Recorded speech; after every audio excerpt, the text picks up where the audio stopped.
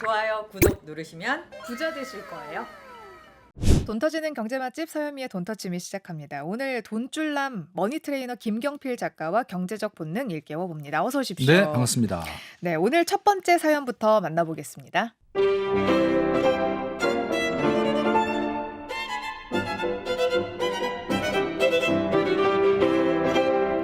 제가 곧 결혼을 하게 됐습니다. 전셋집은 구한 상태고 둘이서 슬슬 가전을 준비해 보려고 하는데요. 요즘 보니까 가전도 구독 서비스가 진짜 많더라고요. 요즘 많이들 하는 정수기 렌탈은 하기로 했고요. 보니까 TV나 냉장고, 심지어 세탁기, 건조기까지 구독이 되더라고요. 이 가전들을 다 구입하면 한 번에 큰 돈 나가게 되잖아요. 근데 일단 구독으로 시작하면 기본으로 나가는 생활비는 늘어나지만 목돈이 나가진 않으니까 이게 조금 끌리네요. 구매냐 구독이냐 같이 고민 좀 해주세요.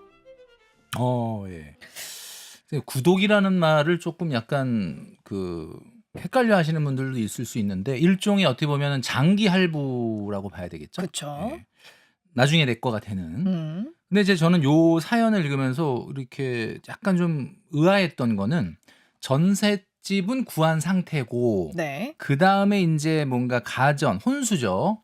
요걸 이제 생각을 하다 보니까 한꺼번에 큰 목돈이 들어가는 것보다는 구독을 하는 게 나을지 아니면 큰 금액이 들어가더라도 그냥 사는 게 나을지 요 네. 고민을 한다 그랬는데 지금 이분이 언뜻 이 글을 읽다 보면 전셋집을 좀 과하게 얻어가지고 목돈이 좀 부족한 게 아닌가. 그럴 수 있죠. 네, 그런 생각이 좀 들거든요. 네. 그러니까 이제 결혼을 할 때 보면은 우리가 전셋집도 구해야 되고 혼수도 해야 되고 예식 그다음에 예물 예단 신혼여행 이런 비용들이 있는데 이거를 통으로 딱 계획을 해서 두 사람이 딱 협의를 했으면 이런 고민이 사실 없었을 수 있는데 네. 조금 그런 것들이 사전에 원활하지 않았던 게 아닌가 그런 생각이 듭니다. 일단 가전마다 다르지만 뭐 구독이나 렌탈 이런 것들은 고금리에 어떻게 보면 금융 비용이 좀 들어있기 때문에 사실 가전 가격의 총 납입 금액에 심하면 2배가 되는 경우도 있거든요. 그러니까 내구재라는 것 자체가 그렇지 않습니까? 원래 우리가 뭐 그 성능이 오랫동안 유지된다는 전제하에 한꺼번에 많은 돈을 투여하는 건데 사실 기회 비용을 좀 줄이고 비용을 좀 늘린다는 입장에서는 법인 같은 경우는 그런 걸 해도 괜찮지만 그거를 이제 뭐라고 하죠? 그 비용 처리를 한다고 그렇죠. 하죠. 비용 처리를. 네. 근데 그렇게 개인은 하는- 못 하니까. 개인은 못하니까 아무래도 좀 불필요한 소비를 늘릴 수 있는 요인이 될 수가 있습니다. 왜냐하면은 이게 사실 그 금액을 딱 봤을 때 이거 내가 살 수 있는 금액이 아닌데 그러면 사실 사면 안 되는데 이 구독이라든지 렌탈을 이용하게 되면 아무래도 미래의 비용에 대한 의식 자체가 좀 고장 날 수가 있어요.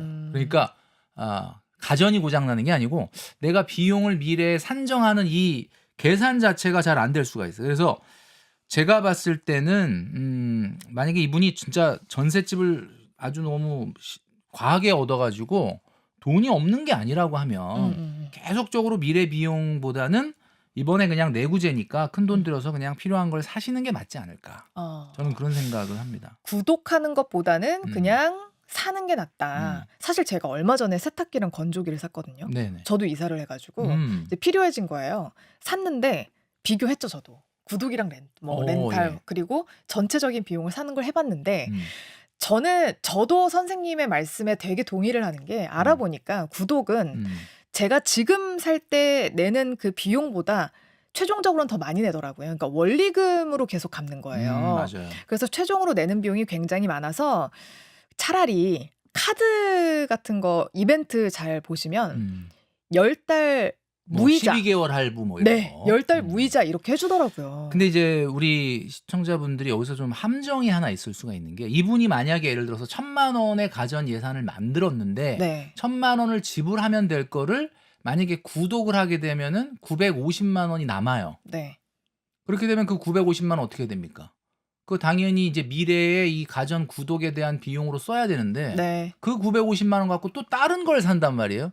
지금 우리 서현미 아나운서가 얘기하셨던 카드 할부도 사실 마찬가지입니다. 그러니까 우리가 만약에 카드를 할부를 했다면 그 할부 금액 결제될 때만큼 그 금액을 그 달에 예산에서 빼야 되는데 사람이 또 그렇게 생각을 안 하거든요. 그러니까 좀 주의하셔야 되는 게 아까 말씀하셨던 것처럼 우리가 대출 갚는 것도 원금 균등이 있고 원리금 균등이 있고 만기 일시 상환이 있는데 네. 이 할부라는 것 자체가 약간 원금 균등 아니면 원리금 균등하고 비슷한 거라 네. 실제로 이자가 생각보다 굉장히 많습니다. 조금 한번 다시 생각을 해보시는 게 좀 네. 좋지 않을까라는 생각을 하는 거죠. 그리고 전에 부모님 집에서 다들 사신 게 아니라면 자취를 했거나 이러면 이런 가전이 있을 수 있거든요. 가지고 있는 게. 그렇죠. 사실은 뭐든지 새 거를 사는 거가 아무래도 신혼이니까 인생에 단 한 번뿐이다 이러면서 하고 싶은 생각이 드실 수도 있겠지만 네. 예, 좀 재활용할 수 있는 거는 좀 재활용하시면 좋겠다.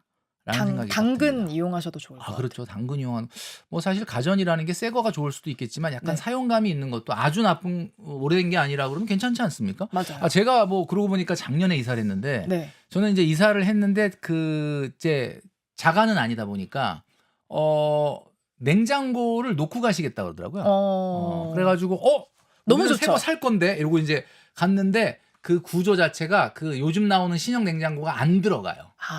이 높이가. 네. 그래서 뭐 저는 속으로 쾌재를 불렀는데 안 사도 돼서. 예, 안 사. 아예 그냥 이걸 써. 너무 좋잖아. 그런데 네. 지금 사용하는데 너무 좋거든요. 네. 아무 문제 없고.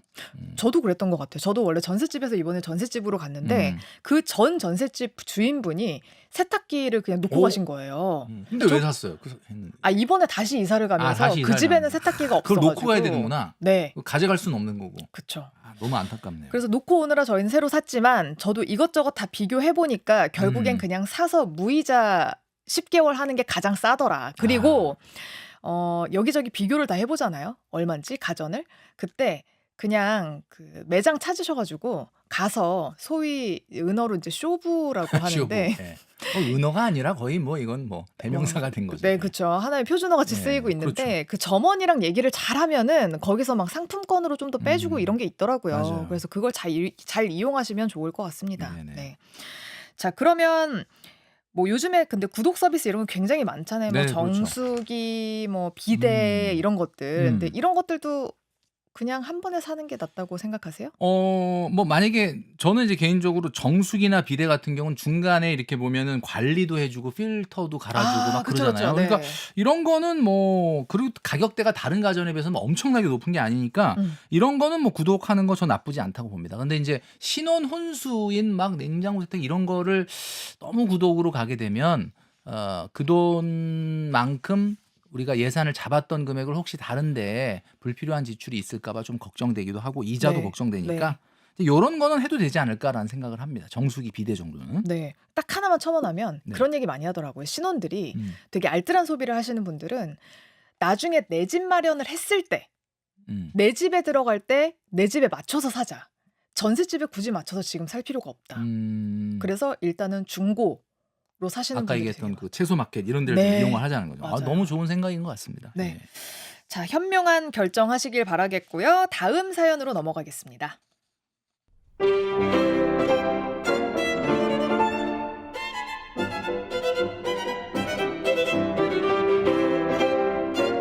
혼자 사는 40대 직장인입니다. 요즘 외로움비 지출이 너무 커서 걱정이에요. 제 친구들은 다 결혼을 했거나 연애 중이거든요. 마음이 허하니 동네 직장인 번개 모임 같은 걸 나가서 자꾸 돈을 쓰게 돼요. 그런 번개도 한 번 나가면 3만 원에서 5만 원은 기본으로 쓰거든요. 그렇다고 뭐 인연이 생긴 것도 아니고 그냥 그렇게 한 번 만나고 맙니다. 요즘은 자기 전에 침대에 누워서도 마음이 헛헛하니까 괜히 10,000원, 2만 원짜리 뭔가를 삽니다. 이게 야금야금 쌓이니 무시 못할 수준의 지출이 되더라고요. 에휴, 외로움이 소비를 불러오다니 이거 맞는 걸까요? 네, 좀 짠한 사연인 것 같습니다. 네. 뭐 이분의 소비가 지금 뭐 굉장히 뭐 위험한 수준인지 아니면 좀 약간 주의를 해야 되는 수준인지 저는 위험한 수준은 아니라고 봅니다. 그래요? 네, 왜냐하면 이 외로움 비용이라는 건 참 적절한 표현인 것 같습니다. 제가 늘 말씀드리지만 이 소득에 비해서 너무 많은 쇼핑을 한다든지 막 여행을 자꾸 떠난다든지 막 비싼 차를 탄다든지 이런 분들의 이런 현상이 왜 발생하느냐? 이유는 딱 하나. 일상이 행복하지 않아. 소비로 행복함을 맛보기 그렇죠. 위해. 네, 그런데 지금 말 들어보니까 이분 같은 경우는 외로운 게 이게 일상이 사실 외롭다는 것 자체가 소비를 유발하고 있는 것 같긴 한데 저는 그렇다고 하더라도 이 외로움을 좀 극복하기 위한 비용, 연애를 좀 시도하기 위한 여러 가지 비용 이런 것들은 좀 필요하다고 보는 게 사실 2024년도 가구원 수별 중위소득을 살펴보니까 대한민국이 4인 가구가 가장 소득이 높았고요. 3인 가구, 그다음에 2인 가구, 소득이 가장 낮은 가구가 물론 뭐 평균이긴 하지만 1인 가구였어요. 근데 그도 그럴 수밖에 없는 게 네. 뭐 당연히 1인 가구가 돈을 그럼 4인 가구는 왜 여러 명이 4명이 돈을 쓰는데 네. 제일 소득이 높냐? 그것도 웃기죠. 왜냐면 4명이 다 일을 하진 않을 거 아니에요. 그러니까. 네. 그러니까 제가 아마 유추해 보건데 그렇게 여유가 있으니까 4인 가구가 된 거예요. 그러니까 그죠? 그만큼 소득이 있으니까 4인 가구, 5인 가구 되는 거고. 그렇죠. 나는 돈을 못 버니까 그냥 1인 가구, 2인 가구로 있자. 이렇게 된 것 같기는 한데 네. 궁극적으로 이분이 어떤 좋은 분을 만나서 뭐 결혼을 하거나 이렇게 되면은 사실 조금 더 본인이 생각하는 것보다 더 나은 경제적인 안정으로 갈 수가 있다라고 보거든요. 네. 그러니까 이거에 대한 투자, 이거를 본인이 그 좀 돈 쓰고 이 외로움 비용 너무 아깝다 이렇게 하지 마시고 이거는 미래를 위한 투자다라고 생각하시면 좋을 것 같아요. 그럼 적극적인 뭐 소개팅, 미팅 참여 그럼요. 너무 좋다. 너무 좋죠. 너무 좋고 그다음에 이제 우리 CBS가 저출생 극복 캠페인 이런 거 하고 있지 않습니까? 네. 진짜 이 결혼을 하기 위한 비용은 저는 적극적으로 이건 해줘야 된다. 그리고 또 뭐 우리가 CBS다 보니까 제가 네. 말씀드리지만 크리스찬 만남 어플이라는 거 있지 않습니까? 어플. 요런 것도 좀 왜냐하면은 크리스찬들은 또 크리스찬을 만나기를 원하는 분들도 있단 말이에요. 네. 그런데 저분이 괜히 그냥 크리스찬도 아닌데 크리스찬이라고 하는지 안 하는지를 모르니까 그 네. 만남 어플에 보면 좋아하는 성경 구절 입력하는 거 있고 그다음에 좋아하는 찬성 어떻게 이렇게 잘하세요? 그거 제가 좀 봤거든요. 그래가지고 제가 하려고 봤다는 게 아니라 네. 뭐 이렇게 소개해 누가 이제 주려고. 소개해 주려고 봤다는 거지. 그러다 보니까 그런 것도 있고 뭐 꼭 그게 아니라 하더라도 걷기 동호회나 독서 토론회나 이런 것을 통해서 종교 모임이 아니라고 하더라도 네. 만날 수 있는데 이런 것들은 꼭 굳이 연애에 성공하지 않더라도 뭐 인간이 사회적 동물 아니겠습니까? 그러니까 맨날 뭐 직장에서 보는 사람도 중요하지만 뭐 이렇게 뭔가 나 아닌 다른 사람들을 만나서 이렇게 교류하는 거에서 오는 또 기쁨이 있습니다.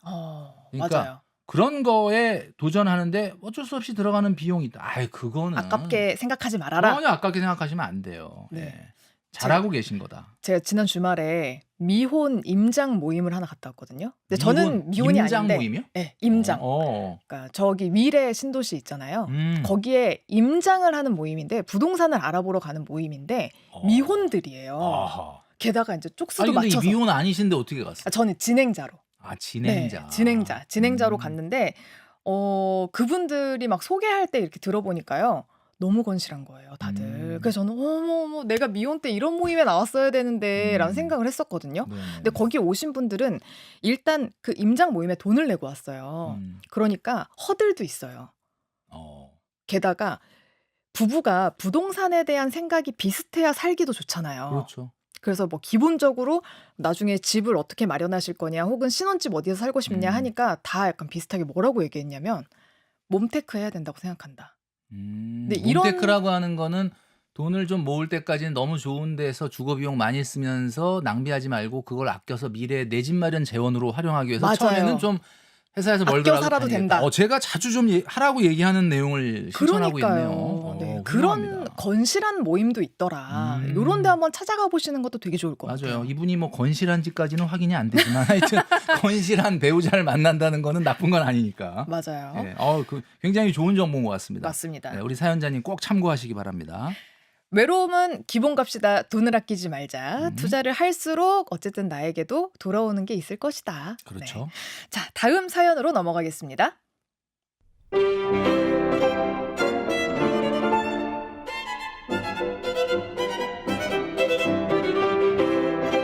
노후 준비 겸 재테크로 1년 반 전에 상가 한 호실을 대출 끼고 분양받았습니다. 주상복합 건물의 지하 1층인데요. 실은 원래 지상 1층을 분양받고 싶었지만 분양가가 상상을 초월하는 수준이더라고요. 그래서 예산에 맞추다 보니 지하로 분양을 받게 됐습니다. 근데 문제는 지금 3개월 넘게 공실이라는 거예요. 솔직히 분양가에 맞추다 보니 임대료도 좀 비싼 편이긴 합니다. 3개월 전까지는 식음료 매장이 임대를 했었거든요. 그 매장도 버티기가 힘들었는지 계약 끝나니까 바로 빠지더라고요. 지금 대출이자랑 관리비 내가면서 버티고 있긴 한데 저도 너무 막막합니다. 사실 제 주변 호실도 지금 공실이 많거든요. 팔까 말까 매일 고민만 합니다. 도와주세요. 아, 예. 하여튼 뭐 지하상가 얘기가 나오니까 그죠? 네. 지하상가에서 내가 물건을 사본 적이 있나? 아마 우리 이런 생각을 해보면 지하상가라고 하면 강남역 지하상가나 고속버스 고터, 터미널 예. 지하상가 정도 아니면 뭐 예전에 을지로 지하상가 이 정도 아니고서는 뭔가 이렇게 접근성이 좀 떨어지는데 갑자기 또 얼마 전에 봤던 그 드라마에서 애순이하고 관식이가 샀던 그 허허벌판에 있는 소가수다. 예.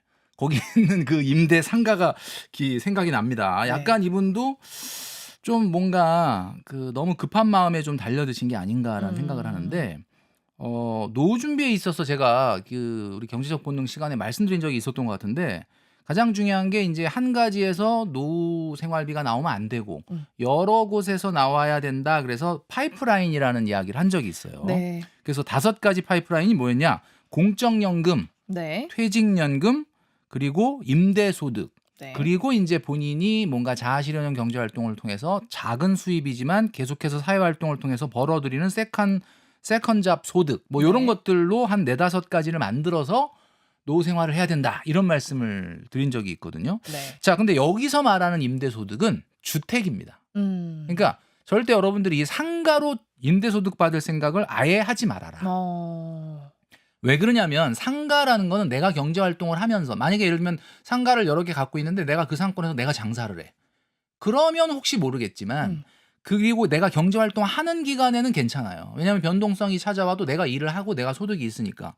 근데 노후 생활이라는 건 여러분들이 아시겠지만 노후 생활은 뭐죠? 내가 완전히 이제 일을 안 하고 그냥 편안하게 노후 생활을 보내야 돼. 근데 매일같이 부동산에서 전화 와가지고 뭐 나간다, 고쳐달라 이러면은 노후 생활이 되겠습니까? 그러게요. 그러니까 가장 중요한 거는 임대소득을 우리나라 사람들이 굉장히 좋아하시는데 노후에는 임대소득은 주택에서만 받아라. 이 얘기를 꼭 좀 드리고 싶고 그러면 주택에서 받으려면은 내가 다주택이 돼야 되는데 그럼 2주택, 3주택인 사람만 임대소득 받는 거 아니냐 이렇게 네. 얘기하시는데 꼭 그렇지는 않습니다. 왜냐하면 1주택이라고 하더라도 이 1주택이 조금 입지가 좋은 곳에 있다 그러면 임대를 주고 네. 자기가 조금 외곽으로 빠지거나 나와서. 집을 줄이면 그 차액만큼 임대소득이 들어오는데 임대소득은 아직까지 뭐 우리나라의 대한민국에서는 임대소득이 주택으로 들어온다 그러면은 공실은 거의 없기 때문에 그쵸. 좀 안정적이라고 봐야죠. 그러니까 똘똘한 한 채를 사서 그렇죠. 그거를 세를 주고 나는 조금 덜 내도 외곽으로. 되는 외곽으로. 왜냐면은 노후에는 그렇게 막 역세권에 그럼요. 있을 필요가 없잖아요. 맞아요. 역세권 필요 없거든요. 네. 그러니까 그렇게 하시는 게 좀 중요하다. 그러니까 노후 소득의 가장 중요한 점은 금액이라기보다는 안정성. 그러니까 적은 금액이라도 얼마나 안정적으로 나오느냐가 굉장히 중요하다라는 거죠. 그래서 상가 건물 또는 상가 주택 같은 경우는 이런 경우는 해당될 수 있습니다. 그러니까 뭐냐 예를 들면 우리가 다가구 주택에 여러 세대가 있는데 맨 위에 주인 집이 사는 네. 그런 건 괜찮아요. 왜냐하면 내가 같이 살기 때문에 관리가 좀 되거든요. 네. 그러니까 1층은 상가고 위에는 주택이고 위에 만약에 주인집이 산다 이런 거는 되지만 네. 내가 동떨어져 가지고 상가라 이런 것들을 관리를 한다는 거는 굉장히 좀 어려워요. 그러니까 그런 것들을 좀 생각을 하시면 좋겠고 그리고 또 이제 상가라고 하는 거는 상권이 변하지 않습니다. 그렇죠. 그러니까 뭐 사실 주택의 입지는 웬만하면 잘 안 바뀌지만 상가의 상권은 시간이 지남에 따라서 바뀌기 때문에 이제 그런 것들을 조금 고려하실 필요가 있다라는 생각이 드는데 지금 이게 단단히 사실은 좀 약간 묶인 것 같거든요. 네. 자, 이거를 어떻게 해야 될까라는 생각이 참 고민인데 네. 서현미 아나운서께서는 어떻게 하는 게 좋겠습니까? 이게 어떻게 보면은 아예 뭐 지금 임대가 안 나가고 있는 상황인 것 같아요. 근데 저는 이걸 판다고 해서 살 사람이 있을까라는 걱정이 좀 되긴 해요. 왜냐면 지금 보내주신 분이 1년 반 전에 사셨다고 했거든요. 그럼 그때는 상가 가격이 그렇게까지 높진 않았을 거예요. 맞아요. 한창 부동산이 하락기였기 때문에. 그때가 이제 주택도 하락기였는데 상가는 더 하락기였거든요. 그렇죠. 임대도 안 되고 이러니까. 근데 지금 팔면은 살 사람이 있을까? 근데 음. 이거를 손절을 하는 게 맞나? 그러니까 이게 이분의 대출 구조가 또 어떻게 되느냐가까지는 정확하게 안 나와 있으니까 네. 이분이 지금 이자까지 내고 있단 말이에요. 네. 그러니까 지금 서현미 아나운서가 얘기하신 대로 당연히 지금 이거는 안 팔립니다. 어떤 가격에 안 팔리냐? 정상 가격이. 내가 이분이 샀던 가격에. 내가 받고 싶어하는 금액으로는 죽어도 안 팔리는 거야. 그러면 이게 이제 우리가 손절이라는 개념을 제가 한번 말씀드린 적이 있었는데 손절이 뭐냐라고 하면은 손해를 감수하고 딱 잘라내는 거잖아요. 근데 이 손해는 난 지금 이 가격에 파면 당장 진짜 손해가 나는구나. 근데 당연히 손해가 나죠. 근데 미래에 더 큰 손해를 막기 위해서 작은 손해로 이걸 막아내야 돼요. 그러니까 이분 어쩔 수 없이 이건 대단한 학습 비용을 내고 손해를 본 거예요. 네. 그러니까 지금 정상 가격이나 아니면 본인이 받고 싶어하는 가격보다 굉장히 파격적인 가격으로 처분을 해야 되는데 처분을 하려고 할 때 어떤 사람이 이런 걸 살 수 있느냐. 네. 왜냐하면 너무 싸게 내놓으면 또 그 사는 사람도 이게 뭔가 단단히 문제가 있구나라고 생각한단 말이에요. 그러니까 이 경우는 어떻게 하냐면 부동산에 물론 도움을 좀 받으셔야 되겠지만 실제 여기를 내가 사서 임대를 하겠다기보다는 내가 직접 여기서 어떤 매장을 하겠다는 사람을 찾아야 돼요. 그러면 그런 경우는 굉장히 싸면 어차피 공실이 없죠. 내가 들어와서 내가 장사를 하면 공실은 없는 그쵸, 거잖아요. 예. 그런 사람을 만나야 된다. 그럼 그런 사람을 어디서 만나느냐? 네. 그런 사람은 내가 거래하고 있는 부동산이 아니라 하더라도 여러 부동산을 돌면서 네. 혹시 이 상권에서 어떤 장사 같은 걸 하는 사람들이 그 매물을 구하러 온 사람이 있느냐라고 하는 걸 수소문을 해서 어떻게 보면 좀 네트워킹을 좀 활용을 하셔가지고 본인이 어차피 이 매장을 사서 장사를 하신다면 네. 공실은 없으니까 굉장히 싸게 주겠다. 이렇게 해서 손절을 하시는 방법밖에 없어요. 예. 일단 우리 작가님은 손절을 하는 게 맞다라고 얘기를 해주셨고 그 가격은 앞으로 내가 뭐 임대료랑 뭐 여기 이차저차 해가지고 생각해봤을 때 어느 정도 손해까지 감안할 수 있는지 약간 그것보다도 더 파격적으로 내놔야 된다는 말씀이시죠? 네. 그렇게 가야 되는 거죠. 근데 그 방법은 여러 부동산의 도움을 받는 것이 받아야 좋다. 된다. 네. 그리고 거기에서 실제로 임대를 놓겠다는 소유주보다는 직접 장사를 하겠다는 사람을 만나야 일이 해결될 가능성이 높다. 제 주변에 이런 분들이 있었거든요. 얼마 전에. 그래서 잠깐 손절하신 분들이 있는데 결국은 부동산 사장님들이 해내더라고요. 그렇죠. 네. 그래서 그 부동산 수수료를 내잖아요. 중개 수수료. 맞아. 그거보다 좀 더 챙겨드리고. 당연. 네. 그게 이제 어떻게 보면 진짜 필요한 거고. 네.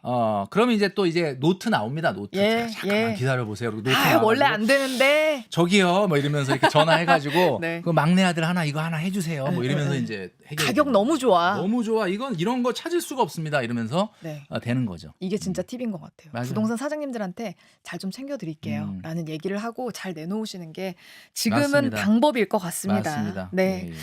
자, 오늘은 여기까지 듣겠습니다. 지금까지 머니트레이너 돈줄남 김경필 작가와 함께했습니다. 고맙습니다. 감사합니다.